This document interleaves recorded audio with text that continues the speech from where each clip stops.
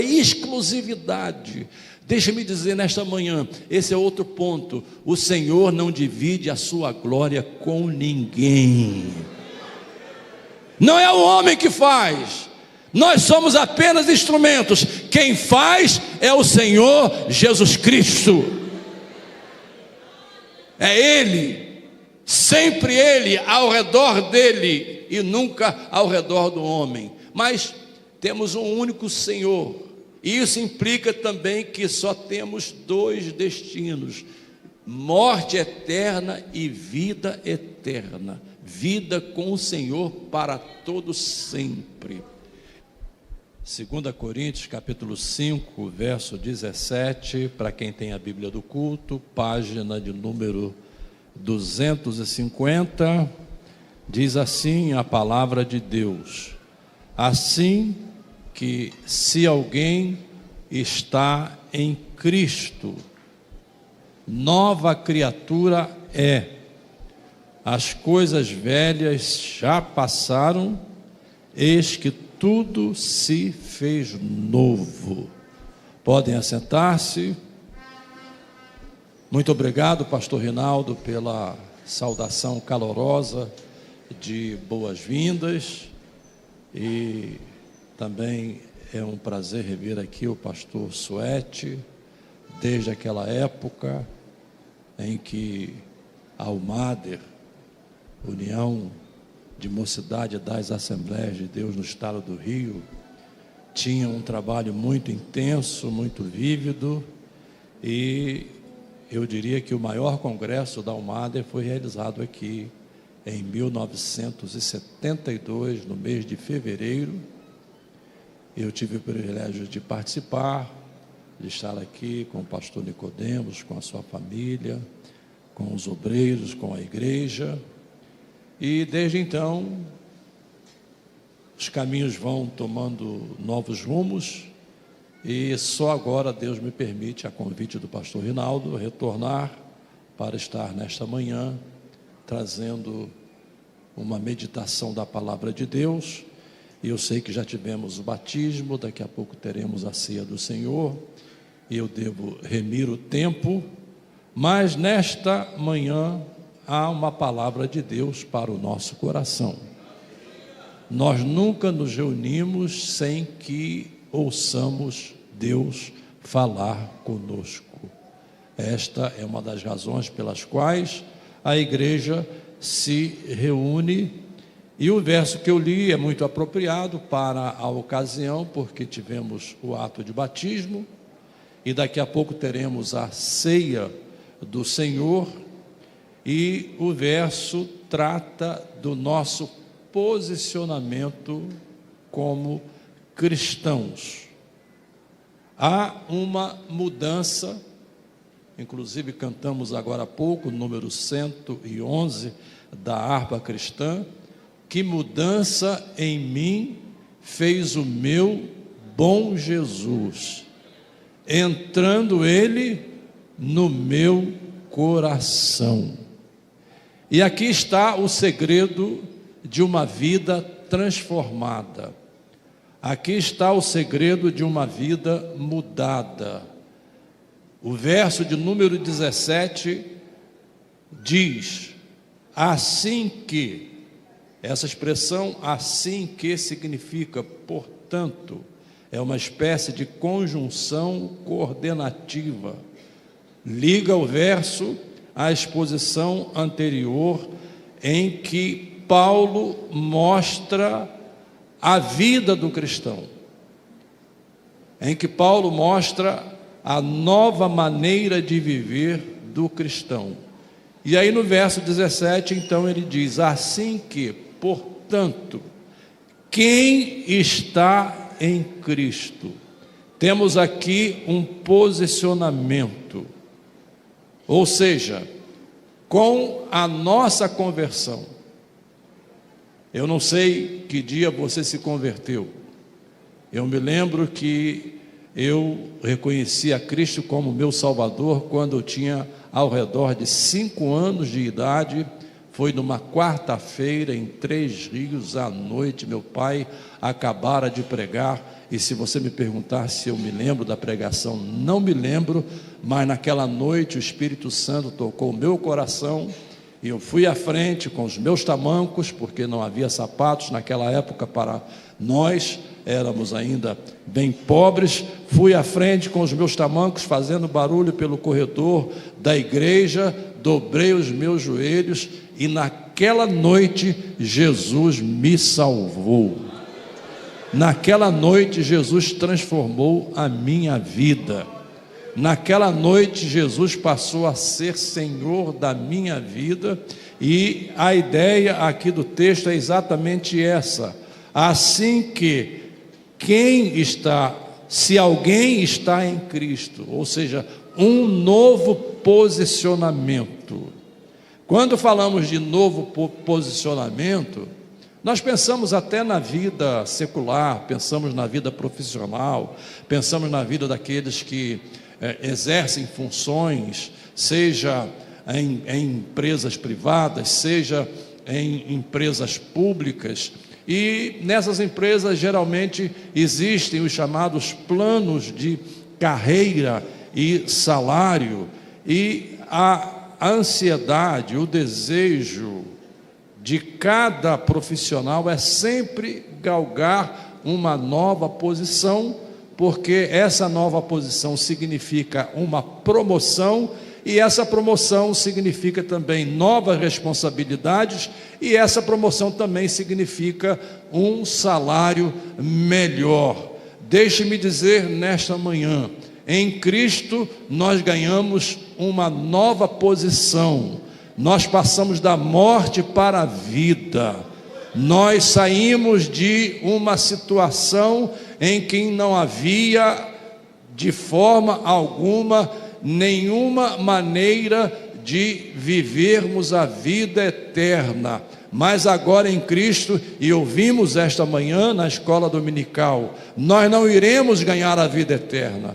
Não estamos sendo preparados para um dia recebermos a vida eterna, mas quando recebemos a Cristo, hoje, ontem, no passado, não importa quando, desde aquele dia, a vida eterna já passou a ser nossa.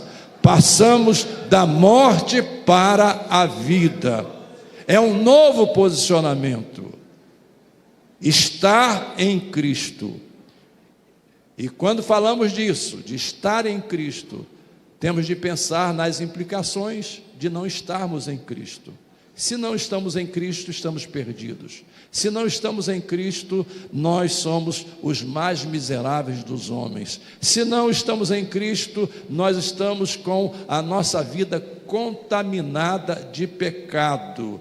E é bom que a nossa conversão não seja uma conversão intelectual. É bom que a nossa conversão não seja um convencimento da nossa mente. É bom que a nossa conversão não seja meramente uma conversão nominal, porque queiramos ou não, isso a Igreja Católica experimentou e experimenta hoje, mas também no meio evangélico estamos verificando que existem o que chamamos de conversões nominais.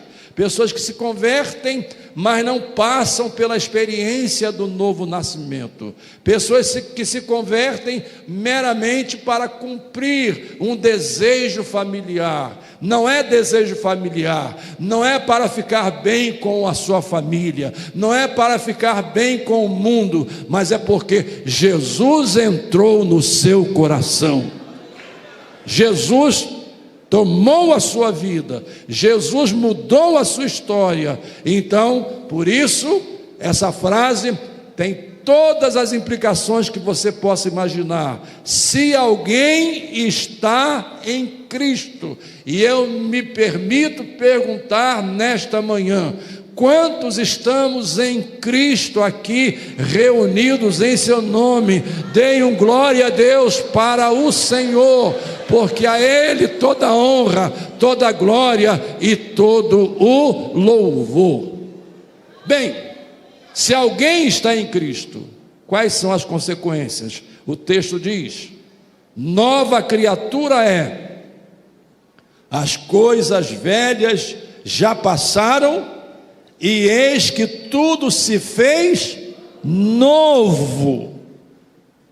Vamos pensar aqui muito rapidamente. Eu estou olhando o relógio para não ser prolixo e não tomar tempo em demasia, mas vamos pensar aqui em algumas coisas. Primeiro, nós mudamos de dono, nós mudamos de proprietário. Vou repetir: nós mudamos de dono, nós mudamos de proprietário. Até ontem, ou até semana passada, ou até 30 anos, nós éramos proprietários de outro dono e, sendo mais incisivo ainda, éramos escravos. Éramos escravos do diabo, fazíamos a vontade do diabo, servíamos ao diabo e às vezes tínhamos uma falsa sensação de liberdade, mas como eu disse, era uma falsa sensação porque não tínhamos liberdade, fazíamos o que o diabo queria, fazíamos o que ele impunha sobre nós, porque éramos seus escravos, éramos propriedade dele. Mas no dia em que mudamos de posição, passamos a ser propriedades de Cristo. Uma das coisas que ocorre no campo, quem trabalha com gado sabe disso. Claro que hoje estamos em tempos de tecnologia, temos os chips, e geralmente se põe o chip no animal, e com esse chip se identifica a quem ele pertence e também o seu histórico. Mas em tempos antigos e em fazendas tradicionais, ainda se usa marcar o gado a ferro. O animal passa por um espaço muito estreito e ali na parte traseira do animal, com o ferro em brasa, ele recebe a marca do seu novo dono, de maneira que se ele se perder no pasto e alguém encontrá-lo e ver aquela marca, vai dizer: esse gado, esse animal pertence a fulano. Deixe-me dizer nesta manhã, no dia em que você recebeu a Cristo, você foi marcado a ferro e fogo. Você tem uma marca dizendo que você pertence ao Senhor Jesus Cristo. Nós nos tornamos, como diz o Salmo de número 100, nós nos tornamos ovelhas do seu pasto, e é Ele quem nos pastoreia dia a dia. Portanto, essa é a primeira consequência, nós nos tornamos propriedades de Cristo. Ele é o nosso dono. Deixe-me dizer para você, você não é dono mais do seu nariz. E se o senhor me permite, pastor Rinaldo, vire-se para o seu irmão à sua direita e à sua esquerda. Eu não faço isso, mas eventualmente às vezes é bom, e diga para ele: você não é dono mais do seu nariz. O Senhor é o seu dono, diga para ele. Não existe nada melhor neste mundo do que sermos propriedades de nosso Senhor Jesus Cristo. É Ele quem nos guarda, é Ele quem nos protege, é Ele quem nos dirige, é Ele quem nos fala, é Ele quem nos conduz. Ele, sempre Ele, e a Ele toda a honra e toda a glória e todo o louvor. Essa é a primeira coisa. A segunda coisa é que mudamos de ambiente. Quando pensamos em ambiente, eu diria que talvez vocês tenham aqui muitas histórias que vocês podem contar. E às vezes acontece de virem aqueles pregadores para contar testemunhos, e eles perdem 40 minutos do seu tempo falando as coisas mais horríveis da vida. Eu não quero saber do que eu fiz lá atrás. Embora tenha me convertido aos 6 anos, mas tive uma adolescência conturbada, eu não quero saber. Mas as pessoas parecem que têm prazer de ficar contando como elas viviam e passam 40 minutos do tempo contando a sua história para no final, em 2 minutos, dizer: Jesus me salvou.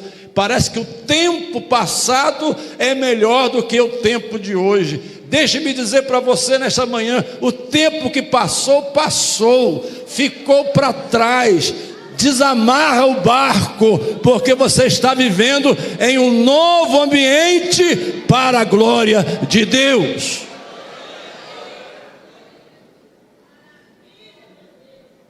Esse novo ambiente é um ambiente de glória.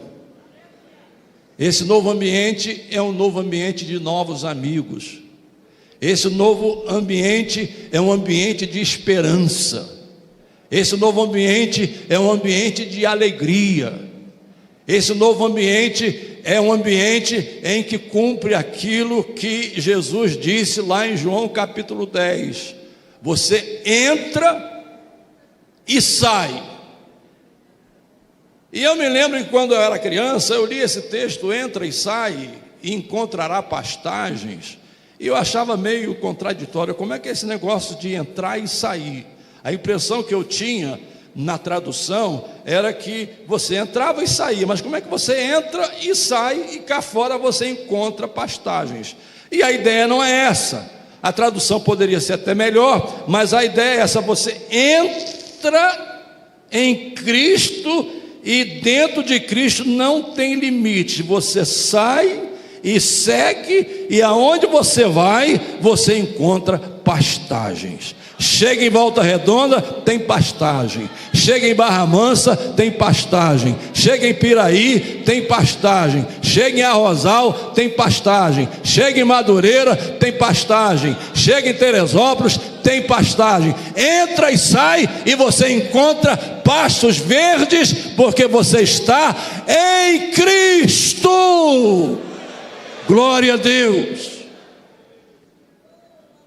Eu quero caminhar para o final, sem me estender aqui na minha exposição. Tinha aqui outros pontos, mas eu quero cumprir o horário. Eu aprendi assim. Eu agradeço que o pastor Rinaldo chamou esses velhos, né? É mais ou menos isso. Eu tenho 71 anos. Estou mais novo do que o pastor Suete, né? Mas estamos aí na mesma faixa. 71 anos. E eu aprendi assim, né? A cumprir horários, se é para chegar às 7 horas, é 7 horas que eu tenho que chegar, ou um pouco cedo, um pouco mais cedo, etc.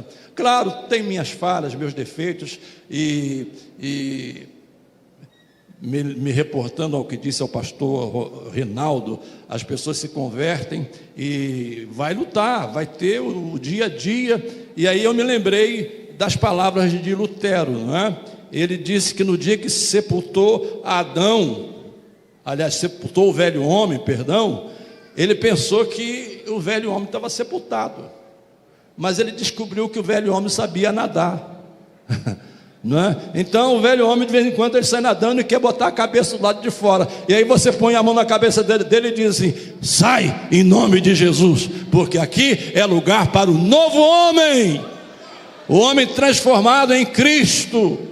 Mas indo aqui para o final, nós temos um novo destino. Novo destino. Qual era o nosso destino? Nós estamos vivendo numa época bastante, digamos, características do tempo, é aquilo que se chama em sociologia de espírito do tempo, que hoje você tem de flexibilizar, ser politicamente correto, pregar uma mensagem, digamos, não é de conciliação, mas uma mensagem que mitiga as verdades, diz as verdades não de forma completa. E aí a gente fica assim preocupado em não pregar sobre inferno e não pregar sobre perdição, mas não tem como sair. A Bíblia diz que só tem 2 destinos: perdição ou vida eterna. Não tem terceira opção, não tem coluna do meio. A Bíblia diz que só há um caminho, e esse foi o grande desafio dos cristãos dos primeiros séculos. Você ouve aí os cânticos falando dos cristãos dos primeiros séculos, mas qual foi o grande desafio? Eles viviam numa sociedade pagã, e nessa sociedade pagã havia dezenas e dezenas de deuses, sem me voltar na história da civilização, mas falando só do Império Romano. Lá tinha o Império Romano, lá tinha o Panteão Romano, aliás, e nesse panteão tinha lá os diferentes deuses, e entre esses deuses tinha a figura do próprio César. César se considerava divino, César se considerava um deus. E agora, os cristãos se convertem e aprendem que só há um único Senhor. Mas eles estão vivendo no meio dessa sociedade pagã. Então, quando eles começam a pregar que só se curvam diante de um só Senhor, eles começam a ser hostilizados, como foram Sadraque, Mesaque e Abedênego lá na Babilônia. Começam a ser hostilizados, porque eles não se curvam a César, eles não se curvam aos outros deuses, e eles começam a ser, digamos, banidos da sociedade, começam a reunir-se de maneira clandestina. Inclusive quem já fez viagens a Roma e ao mundo bíblico, mas passou por Roma, deve ter visitado as catacumbas de Roma, onde os crentes se reuniam, porque eles não poderiam reunir-se regularmente, de maneira aberta, livremente, porque eles só adoravam um único Senhor. É exclusividade. Deixa-me dizer nesta manhã, esse é outro ponto: o Senhor não divide a sua glória com ninguém. Não é o homem que faz, nós somos apenas instrumentos. Quem faz é o Senhor Jesus Cristo. É Ele, sempre Ele, ao redor dele, e nunca ao redor do homem. Mas temos um único Senhor, e isso implica também que só temos dois destinos: morte eterna e vida eterna. Vida com o Senhor para todo sempre. Esses queridos irmãos que desceram as águas batismais, daqui a pouco todos nós iremos tomar a ceia do Senhor, e nós estaremos dizendo: Jesus é o nosso único Senhor. E estaremos também dizendo: um dia nós entraremos no céu, e nesse dia haverá uma ceia, um banquete. Não espiritualizem isso achando que seja uma coisa tipo fumacinha do fantasma. Não, é uma linguagem celestial para tentar expressar uma concretude no mundo celeste, mas nós teremos lá um banquete, a chamada bodas do Cordeiro. Eu não sei quem estará, mas eu sei que milhares e milhares e milhares e milhares. Essa igreja aqui é uma igreja missionária, conheço a história da igreja, acompanhei agora o seu último congresso, as pregações, sei do trabalho que os irmãos fazem, e os irmãos não podem dimensionar a grandeza disso, mas naquele dia haverá milhões e milhões e milhões de pessoas vindas lá dos outros continentes, de outras regiões, aqui do Brasil. Elas estarão sentadas nas bodas do Cordeiro, porque no dia em que o Senhor estabeleceu a ceia, Ele disse: não beberei mais do fruto da vide, até o dia em que o beba de novo no reino do nosso Pai. E a boa notícia, irmãos, a boa notícia, nós estaremos lá. Mas não é só isso.